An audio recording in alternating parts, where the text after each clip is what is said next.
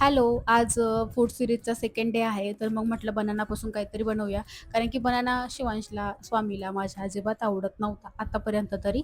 कारण मी त्याला बऱ्याच वेळेस प्रयत्न केला होता. इलायचीच केळी द्यायची मी सुद्धा, कारण की डॉक्टर तीच रिकमेंडेड करतात.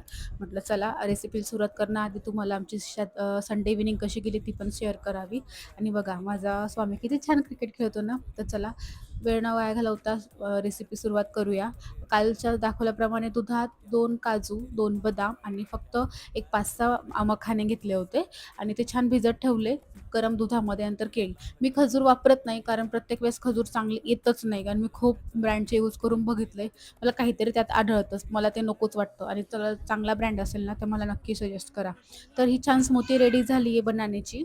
तर तुम्हाला कशी वाटते ते पण सांगा. आणि एक कमी एफर्ट्समध्ये शिवांशने असं काहीतरी केलं ना, पटकन पिऊन घेतलं ना, तर मी खरंच खूप खुश होऊन जाते. कारण की खूप असं कमीच वेळा होतं, कारण की स्वामी